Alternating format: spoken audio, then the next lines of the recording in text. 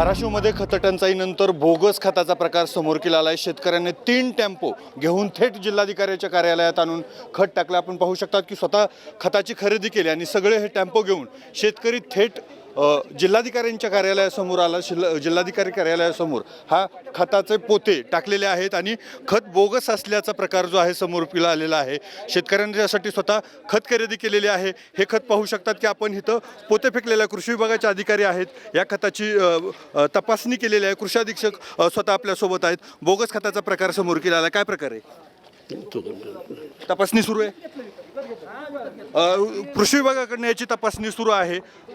काय तपासणी सुरू, कुठून खत आलं, हे बोगस खताचा प्रकार आहे? हां सर, मी मोरे बोलतो, जिल्हाधीश कृषी अधिकारी धाराशिव।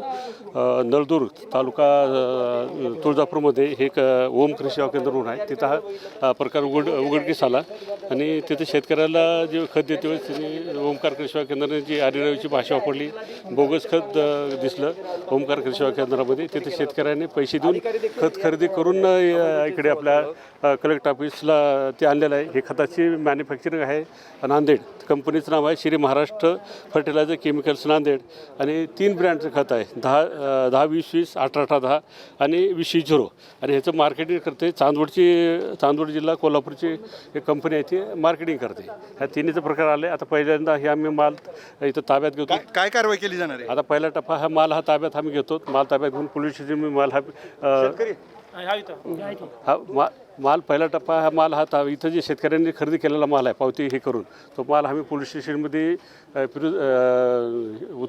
रिझर्व करून त्याचे इथले शॅम्पल काढतो आणि आता लगेच आमची टीम जे तुळजापूरमध्ये अंदूरला एक शाखा आणि दुसरी एक तिथं शाखा आहे, 2 शाखा आहेत त्याच्या, ते 2 शाखेला आम्ही भेट देऊन 2 टीम जाऊन तिथं जेवढे दुकानामध्ये माल आहे तो मालाचा पंचनामा करून माल सील करतोच आम्ही आणि सील करून पुन्हा नंतर ज्या शेतकऱ्यांनी हे प्रकरण समोर आलं, शेतकरी आहे, काय घडलं होतं, कधीपासून हा सगळा प्रकार सुरू? हा साहेब 2 वर्षापासून हे रॅकेट आहे। ते आमचे मान्य साहेब होते, त्यांनाही आम्ही दखल घेतलं होतं। त्यांचे हात जोडून ह्यांच्या बी हात पाय पडतो नका, हे आमच्या शेतकऱ्याला न्याय द्यावा। ही कळकळ चांगली नाही साहेब, ही कुणाच्या आशीर्वादाने चालतं, यांनी दाखवून द्यावं। यांच्या प्रत्येक दुकानाला यांनी शील मारावं। प्रत्येक ते इटकळ असो, अंदोरा असो, नळदुर्ग, प्रत्येक ठिकाणी यांचं कुणाचं दखल नाही। कृषी अधिकारी तुम्हाला हात जोडून विनंती आहे, शेतकऱ्याला न्याय द्या। तुम्ही झोपेचं सोंग कशाला घेताय साहेब?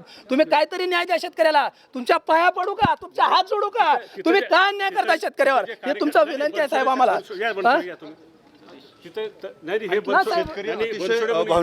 काय घडलं होतं, काय पावत्यांचा प्रकार? साहेब म्हणतात शॅम्पल काढायचं आता गरज नाही, कारण ही माती झाली साहेब। माती आहेत का नाही? कारण सोनाराच्या दुकानामध्ये गेलो आपण, सोनं चांदी कळते का नाही आपल्याला? मग तसं तुम्ही डिग्री झालेली आहे तुमची, ही खाट डुप्लिकेट बनावट आहेत का नाही? मग त्यावर फौजदारी डायरेक्ट गुन्हा दाखल झाला पाहिजे। आमचं म्हणणं काय, सील पडलं पाहिजे, दुकानावर सील पडलं पाहिजे आणि नंतर ह्याच्यावर बी सील पडलं पाहिजे। कंपनी फौजदारी गुन्हा दाखल होईल, पण लिगल हे करण्यासाठी शॅम्पल काढून त्याचे जे रिझल्ट कशा पद्धतीने तुम्ही हे उघडकीस आणलं? तुम्ही खरेदी केलं का स्वतः? आणि सॅम्पल काय कुठल्या ह्याच्यामध्ये जास्त बोगस आहे?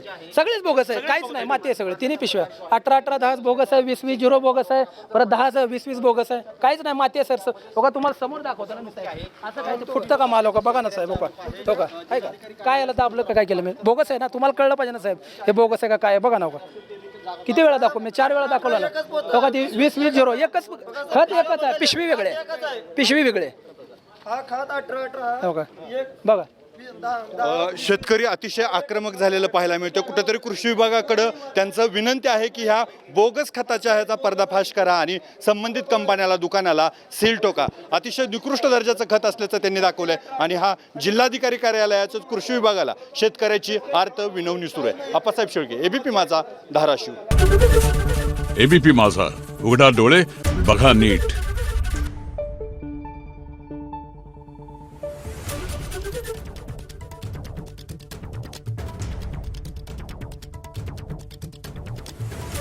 Thank you.